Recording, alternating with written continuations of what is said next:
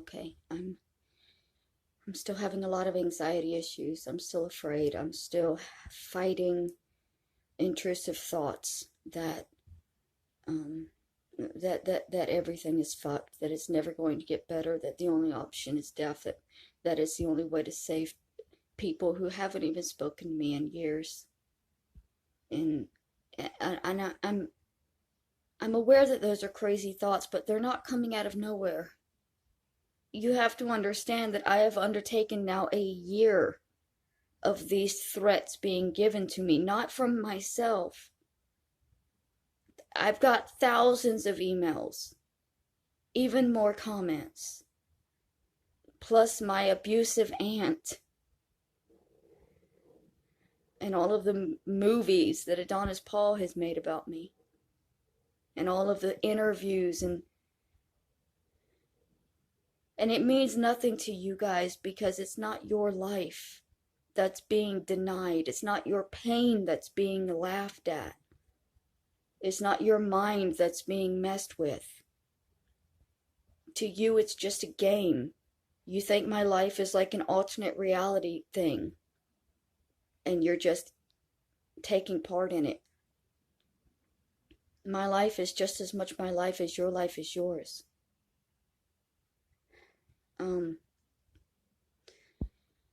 So I went searching through my room last night, and I found some spare medication because my doctor always prescribes a little more since our meetings aren't, they don't always come at the right.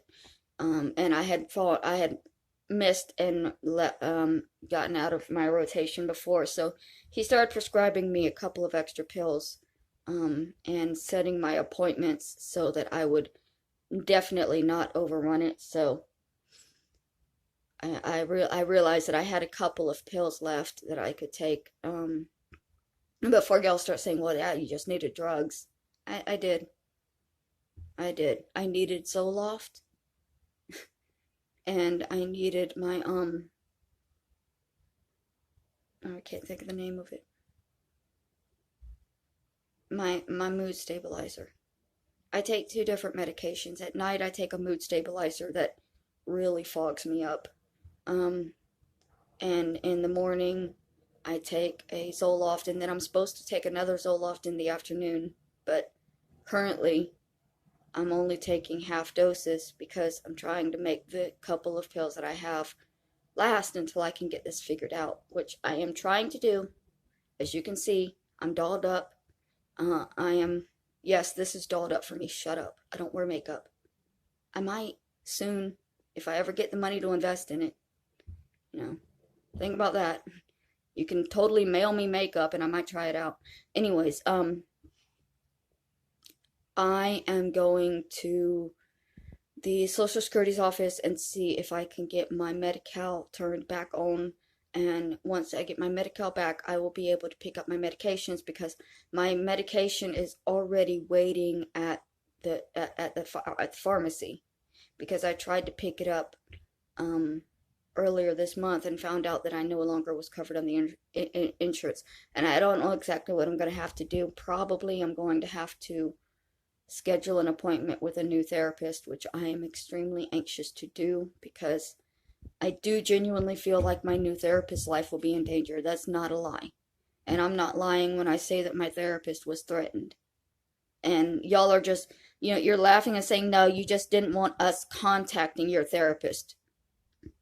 Do you understand how demented it is that thousands of people online feel they have the right to contact somebody's therapist? Nobody has the right to contact another person's therapist unless that person has given permission. I had thousands of people contacting her, lying to her about me, doing everything they could to have me put in a mental hospital, and then threatening to take away her license, get rid of her job, and end her life because she wasn't doing her job by having me forced into a mental hospital, which is what they wanted. Now, y'all want to say you're not harassing me, you're not stalking me, but the literal definition is doing things outside of normal behavior for a relationship. With the relationship that we have, contacting my therapist is absolutely outside the bounds of a normal relationship. Absolutely.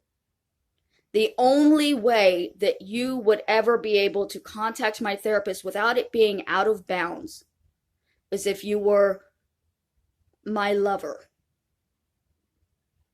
Are you my lover, YouTube? Am I in a sexual relationship with thousands of you that gives you the right to contact my mental health workers and get information about me or spread information about me to people who are trying to actually help me when none of you are trying to help me? None of the people that contacted my therapist did it for my well-being.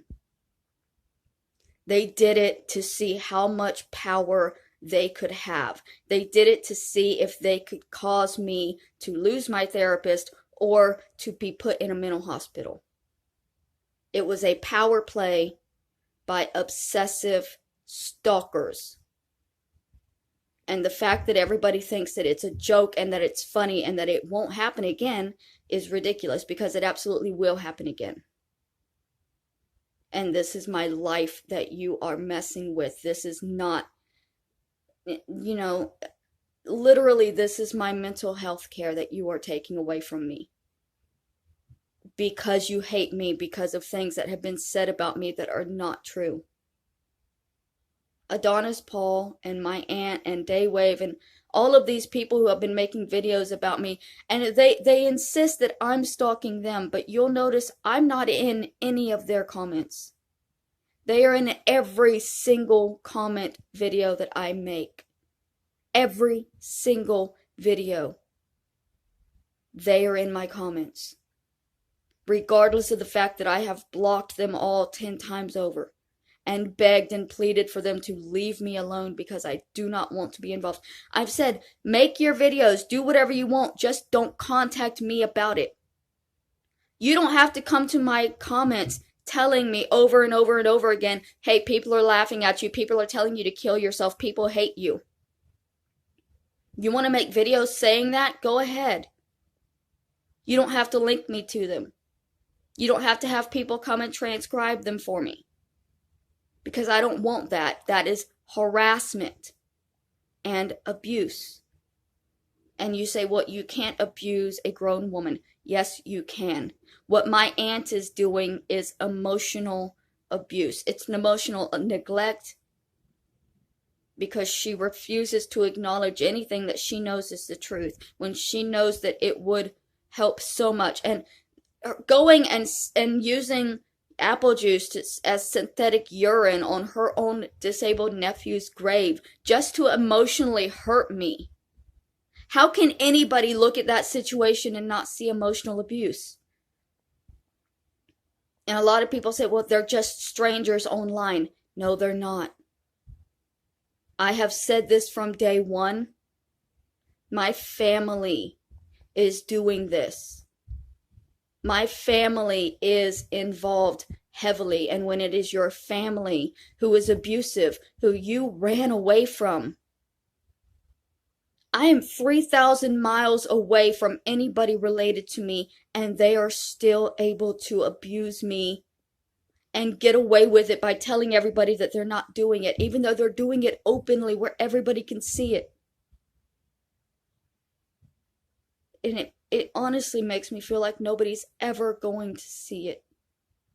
No matter how blatant it is, no matter how abusive they get, people will just keep saying, but it's Mary, and Mary is garbage, and Mary was put here on this earth to be abused, so we can't do anything about it but laugh and mock and push it onwards.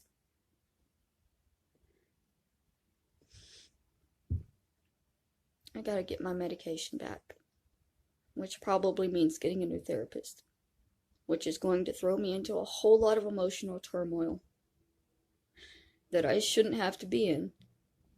but I am, because the internet has taken it on themselves to either destroy my life or have me kill myself.